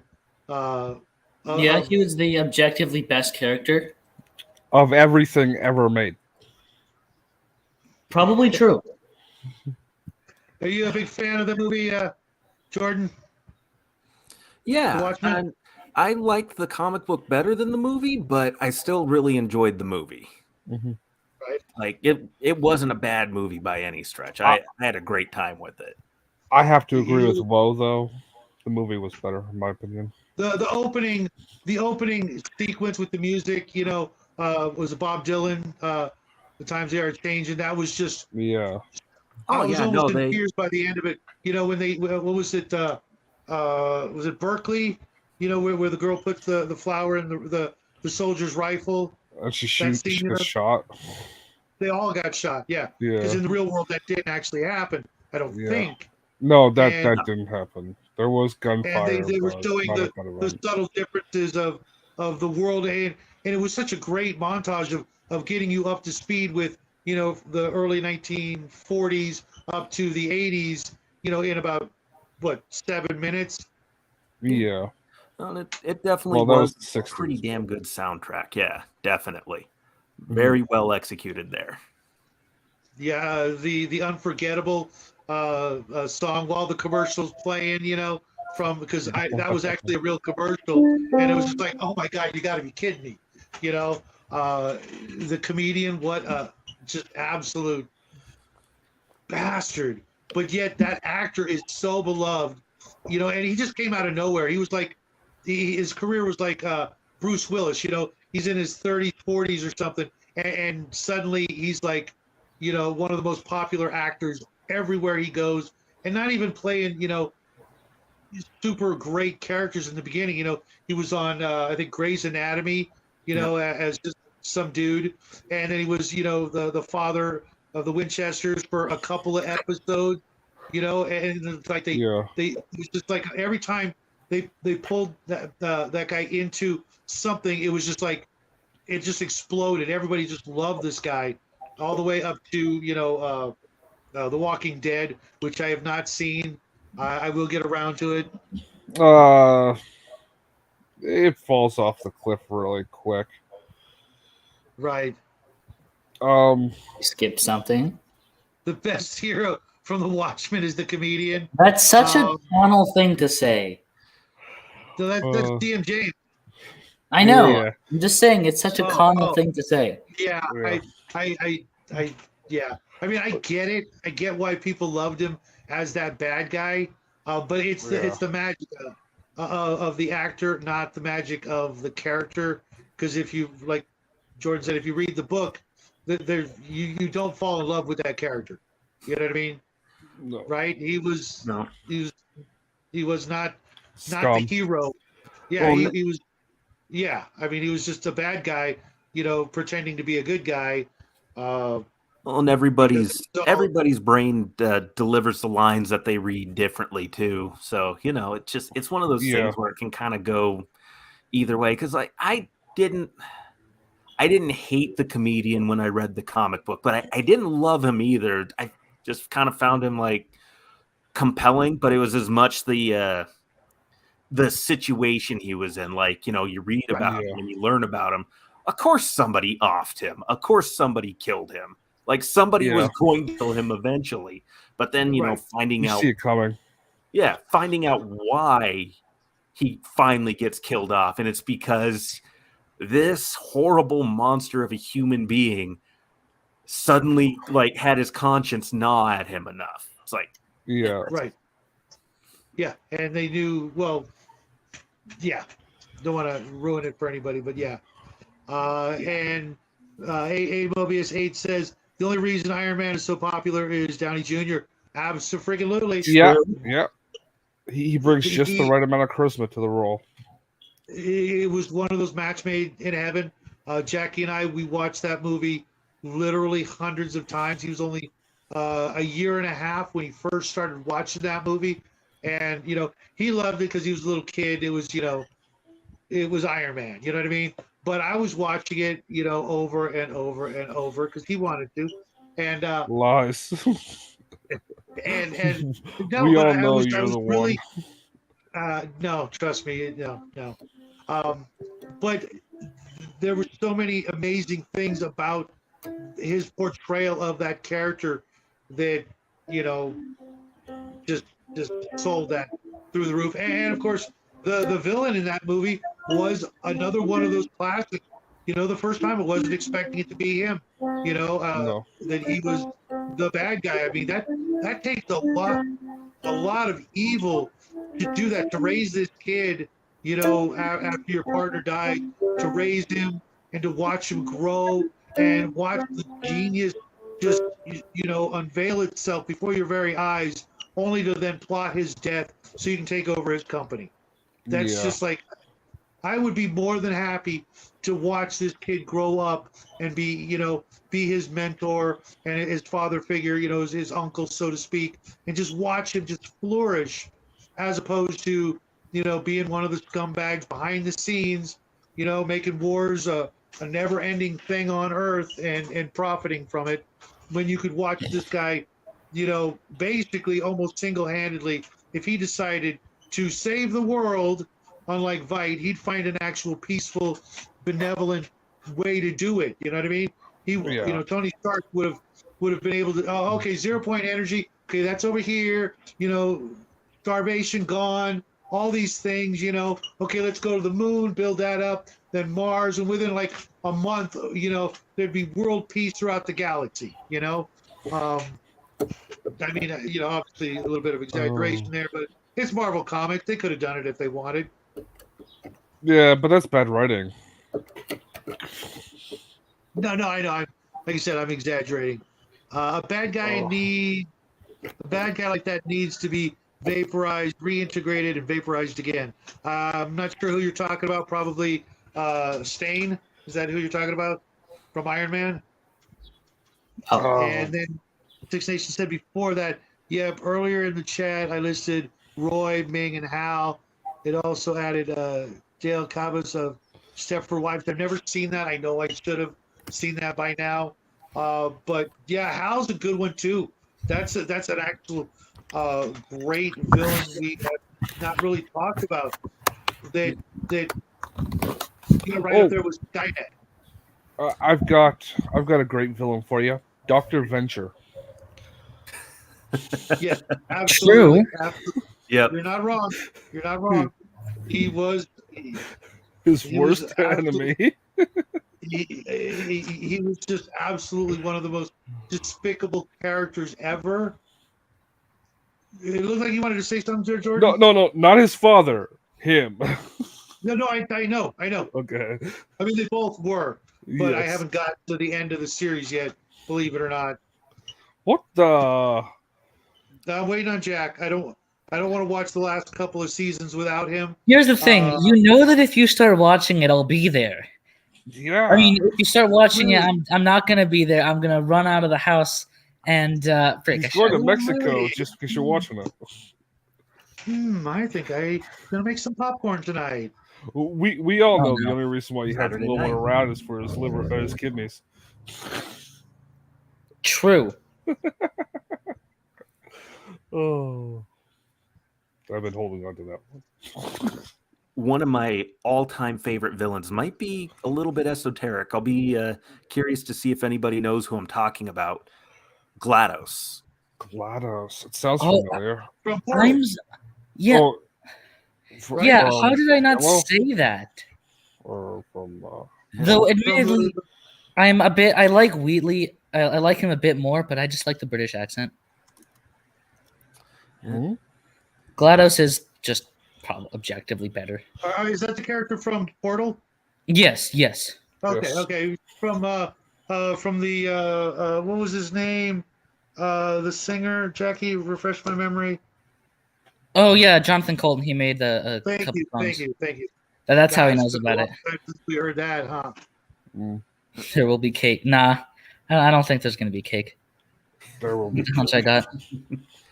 And I don't trust any cake that's been here. It's probably green. the cake is a lie. But keeping on with that vein, though, of artificial intelligences that are malicious, you can't get much better than Shodan either. Showdown. That's a new one to me. System Shock. Oh, System Shock. Yeah. Oh yeah. Yeah, it's an AI that. Anybody mind if I kind of spoil it a little bit? The game just got Spoilers, welcome. remade recently.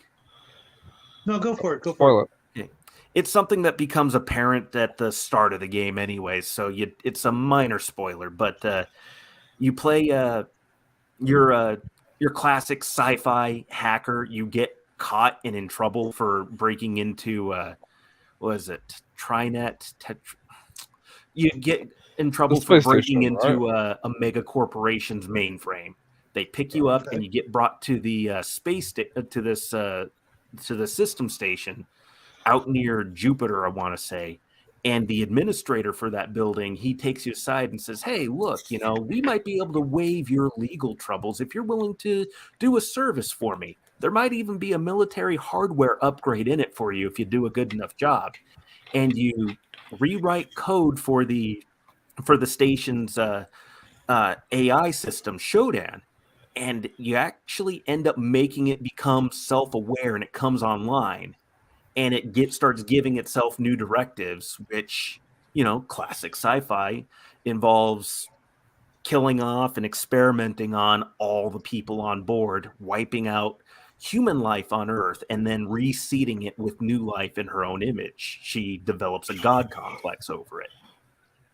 Or Yeah. the AI, rather. I mean, however you want to slice that.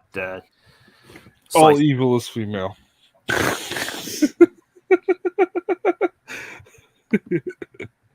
You're like, what the heck did I just walk into? No, not really. That fits so far. No, that fits. Oh. No, but Shodan is just really classic, and the delivery for her lines, even in the classic game, really, really good. They do a great job with it, and it's to the point for, at least for the game, Shodan's characterized as much, by everything that's going on, because the level itself, because Shodan is the space station, you're very much at odds with the environment overall, as well as the actual enemies that are placed in the game. So it's really, really compelling and interesting. And Shodan's just a great villain. Yeah. AIs tend to be pretty good villains in most cases. I can't think of one that's been truly like bleh. What about Colossus? I don't know it. Okay. John would be able to refresh our memories. I'm trying to. I saw it once a long time ago, but it was one of the very first supercomputers as the bad guy. I don't know if it was pre HAL 9000 or what have you, or if it was after, but it was, the whole concept of a thing like that, whether it be Ultron or Skynet or what have you, it is actually one of the most the dumbest one I can think of is Dean Koontz's Demon Seed from the 60s, which was a supercomputer forcing a woman to become pregnant so he could bring the Antichrist into the world. Oh, jeez. Wait, what? What did I miss? That's covering like all the genres, isn't it? Yeah. Well, it's Dean Koontz, okay? Fair enough. But yeah, for me, that Vault Tech, Colossus supercomputer. Demon Seed, ice cream and beer. What could go wrong? Dr. Yeah, I could tell some stories, but the boys around, so not gonna. But yeah, the entire AI thing. The more time goes by, the scarier that actually gets for me. If you think I don't know. I've played with it. It just becomes funnier and funnier to me. Well, no, I mean when you take it seriously and you really get devious and into the weeds, so to speak, of all the different things it could do, whether it's going after a nation or a people or worse, just one guy. If one of those things was after you, all of the horrible things it could do to your life on a personal level really is actually. They don't really have like self-awareness or anything like that. Well, no, not yet. But picturing in the future, you're that one guy, and you irritate or tick off the AI, and it starts using deep fakes against you. It starts using your spending history, your habits, intimate knowledge of your online profile and footprint to just brutalize and terrorize you, on a second to second basis, because it's something that's thinking, a million times faster than you and coming up with all kinds of just. I'm just saying, nasty. Those are pictures of my Wong. Wang. Dude, I have to put you in timeout, man. And unfortunately, or fortunately for you, we're cruising up on the end of the show, so that would be pointless. I'll just put you in timeout at the beginning of the next show. Yeah, that'll work. I actually have to duck out here real quick. Side bit of news: we are expecting our third here. Congratulations! Oh my God! Congratulations! So, name it after me. I was going to say something earlier about when you do have the little ones on the show, that is incredibly heartwarming, and that's one of the things I liked about your show is that you were willing to show off the little mistakes and things that you know what I mean. Yeah. Those things, you'll actually treasure those pieces in your collection more than others as time goes by. The memories, it's cool when the little ones are doing a great job, but when they frustrate you and confound you or break something and then you got to fix it with them, and those teachable moments, dude. You're gonna have so many great memories years from now, and hopefully, as they get older, one of them will be your little shadow, like my son, and wanna be doing what you're doing, and yeah, it's a wonderful journey, my friend. Oh, definitely. Well, I've been playing Kingdom Hearts with my daughter. She's also been joining me more on painting minis. Got her a bunch of unicorns and stuff. She also wants to get a guy with a big chainsaw sword too. So I respect that. I can respect the duality of it. Yeah. Yep. Yeah. Hey, and you know what? There's a guy on eBay who's 3D printing, resin or plastic chain swords and 40K weapons. Nice. So that when Halloween comes along and they're like $50, that may or may not be a big deal, but you get to assemble them, you get to paint them, and then you get to go out on Halloween and trick or treat with them. I'm like, No. Your kid's under 5, right? Just turned, actually. Okay. So you want a real chainsaw with gas? I recommend you do not do anything I said. Yeah, I would love to keep going, but my wife is asking buddy. me for help, so I gotta get jamming on. Have a good night. Good night. Great seeing you again. Good. Absolute pleasure. Weekend, this was a lot of fun, guys. Thank you. I'm glad to have you back on the show, man. One of these days, you're gonna have to invite us on your show so we can terrorize you. Definitely. We'll have to do that sometime. All right, buddy. Take care. Good night, guys. Good night. Good night. He really is one of the greats out there, folks. Go Did check I out scare his him channel. off? No. It was Yeah, I'm just joking. he's a tough guy. Yeah. I know we're talking And, about the greats, but I just like to point out Connell's here. Connell. Yeah, I just said that. Everybody probably missed it, but I said welcome to the show right as we're ending the show, Connell. We will be hanging out with the Cigar DM tomorrow at. We're going to be reviewing one of the greatest Chinese movies ever made, arguably the greatest Chinese movie ever made. It was made probably in China, maybe not though, knowing China. It's pretty cool. Who's saying goodnight, Nathan? Did Nathan leave? Six Nations. Did you? I didn't see Nathan say he was out of here. Neither did I. Well, back when he was here, I thought he left a long time ago because he only had Right. a little bit of time to be here. Yeah, and Jordan is a solid dude. All you guys are solid dudes and dudettes. Yeah. Stop lying, Jack. Big Trouble in Little China. Yeah, that's a great movie. I haven't seen that one in years. We'll have to get to that one. Put that You one on the guys list. definitely should watch Predestination. It stars Ethan Hawke. Mhm. I think Jackie would really like it. It's something I think he would really enjoy. But is he better than he was in Gattaca? Because that movie was kind of. I mean, it's a great movie, but I'm like, how is this guy like? I don't know. Yeah. It's better than Gattaca. Not much, but better. Gattaca Okay. was a I good mean, movie, though. I don't know. It was kind of terrifying, but Yeah, only well, on in a concept. real mental level. Well, but- conceptual science fiction should terrify you. If it doesn't, you're brain dead. Yeah. Another one I got to get the boy to watch is Equilibrium. That one was. Equilibrium.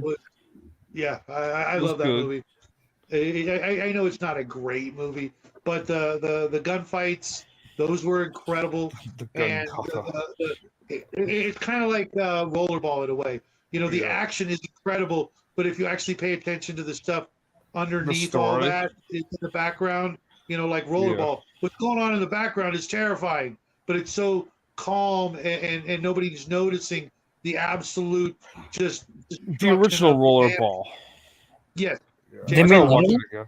Yeah, as far as you Okay. should We be don't concerned, speak. We no. don't speak of that movie. We don't We don't speak speak of that movie. Yeah, Yeah, it Is doesn't that- sound like it'd be good. yeah. Gunfu. Go Meds. through. Yeah, it's. Well, I wouldn't say incredible. meds. I'd say No. That's talking about equilibrium. It's meds. Right. Gun Yeah, through and meds. Everybody's on oh drugs. yeah. Drugs that suppress emotions. Yeah. It was. It's terrifying. Yeah, I read that wrong. Unfortunately, we know this Earth will never go through that because they're going the opposite direction of that. They're like, yeah, that's a neat idea, but not terrifying enough. So there you have it. Yeah. But it Now is let's the just 2 hour convince mark. everybody to get addicted to drugs, addicted to other things and other things, and let's just keep people from actually doing things that are important. Absolutely. I mean, So, guys, I'm gonna cut it off here. I gotta go do dad stuff. No, you don't. And, yeah, actually, I do. We all know what you're really gonna do. I'm just gonna go poop.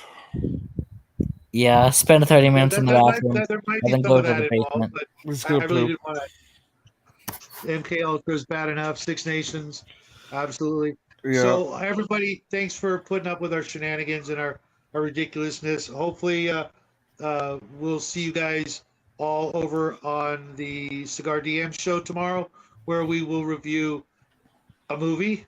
I'm just going to leave it there. Hope everybody has a wonderful movie. weekend. Thank you guys for joining me tonight, Jackie and Justin and Jordan. Yeah. Everybody in the chat, the Cigar DM, 8 Mobius, our good friend James L, Connell, Six Nation, RPG DM Grandma. James. Jordan was in the chat too, which is funny. Who else am I missing here? Dean Powell, how's it going? Batman. I could have swore I saw Hungar in here, but maybe that was Hungar wasn't here. DM James, of course. Yeah. Always a pleasure to have all you guys here in the show. Very true. Helping us goof off for a couple hours, and of course Raven had apparently a wonderful time watching the show as well. Appreciate you guys all. I'm sorry I scared you with Planet of the Apes, but it's one of my guilty pleasures. I like the TV series. Oh dear God! I actually enjoyed it. No, I can't lie. When I was a kid, I didn't miss an episode, but it wasn't very good. And I don't know which movie it fell in between, but it was. We used to have a channel called Space, the Imagination Station. It was our equivalent of sci-fi, and every 3 months or 6 months they would play all of the movies and the TV series in sequential order, so you get the whole story straight. Yeah, I'll watch it every single time it was on. Yeah, I need to go out and buy the box set of at least the movies because Jackie's only seen, I think, the first one, and that was like 10 years ago. So, he'll get a totally different, perspective of it. But you guys have a great weekend. Love you guys. Thank you guys all for showing up and making this Saturday night as good as the last one. And if you didn't see the last one, you have to go to Rumble to check it out. That's totally not my fault. I don't think it was. I would blame myself first before anybody else because you guys all know how I feel about certain things. But I'm not, even if I find out it was. I rewatched Kevin it on or- Rumble, and I think you're the only one that did not talk during that conversational segment that would be relevant to the way. I think everyone else mentioned something except you, which is like which is baffling. actually very uncharacteristic of me. But I think I was. Did you contest it? I tried, and the link doesn't work. So I have to go do some searching. Typical YouTube. And, I clicked on it and it's like, if you have any questions, if you want to dispute it, you can click here. I clicked there and blank screen for a half hour. I left it waiting. I went back, tried it again, nothing. So I may go look into it, but I think we said enough on that subject. It's only going to be a couple of weeks before they reverse that entire decision, anyways. As whatever. It wasn't, a permanent or whatever kind of thing. And, now I know, how they really feel. So, you guys have a great weekend, everybody. Thanks for sticking around, staying to the end. And, go have a wonderful Sunday. And, we'll see you guys real soon. Until then, Party on. trails. Adios.